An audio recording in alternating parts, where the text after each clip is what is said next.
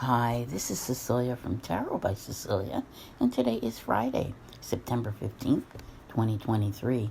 The tarot card for today is the Knight of Swords, and this beautiful card comes to us from the traditional Korean tarot by Bana. There's actually quite a bit going on here today, which goes into the context of this card. So let's talk about the card first, all right, because this knight tends to be at times a little bit scattered.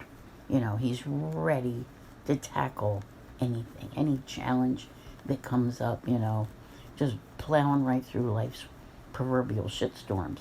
But he can be so impulsive at times that can get you into trouble. So let's back up for a minute, shall we, and see what's happening today, because I think it has great bearing on the message of this card.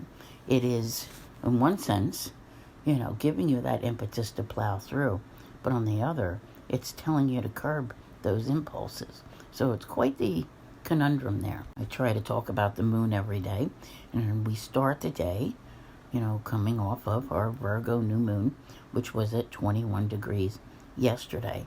A beautiful, glorious new moon. And it, I think just the enthusiasm and optimism that the new moon was able to provide for so many of you is part of that energy that has you wanting to tackle life and make things happen.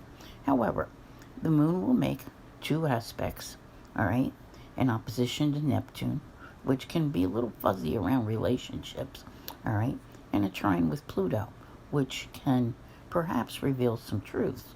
So we shall see. But then mid-afternoon, it moves into Libra, where things tend to become a little bit wishy-washy.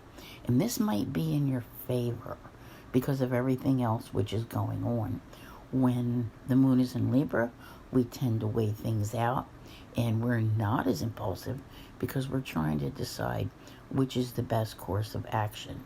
So that might actually work for you, like I said. Now, after that, we see Mercury resuming direct motion. This is important, and I actually feel it's the most important message about this card today, because Mercury retrograde has earned quite the reputation, and it's become very well known. But did you ever notice that everybody goes around saying Happy Mercury Direct Day, as if they've suddenly been given the green light to do things? Let this Mercury challenge person here tell you that it is best to wait and give it at least a few days, all right? Mercury does not leave shadow until, here where I am, it's like the 1 a.m. hour of the 30th of this month, okay? So depending upon how well you track your Mercury retrogrades and what's going on, you might want to, give that some thought, because what tends to happen here is the impulse of that Knight of Swords kicks in. Oh man, I'm free, I'm ready to go. And Mercury's direct. Mercury is really not actually direct here until almost 10 o'clock tonight.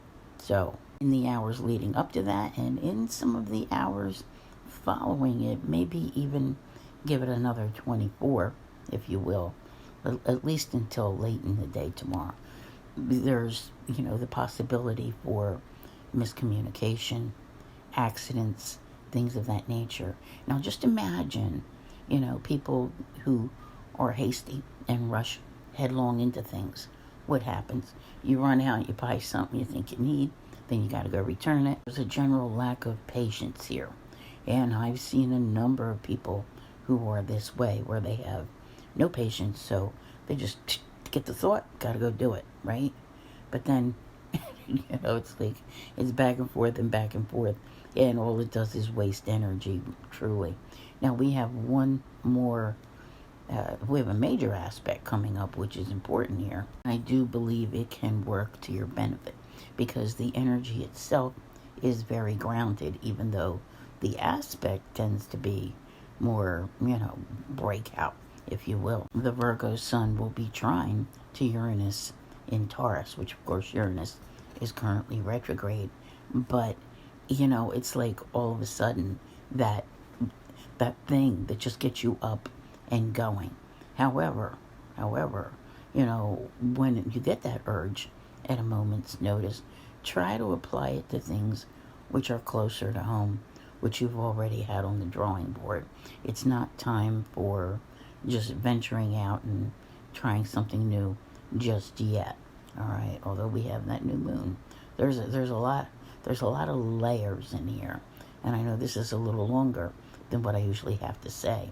So bottom line, this very impulsive night wants you to rush out there into the next phase of this journey, but you do need to do so with a little bit of caution and make sure you don't let Mercury retrograde come back to bite you. I want to thank you all very much for being here. I'll see you here again tomorrow. And as always, have a great day.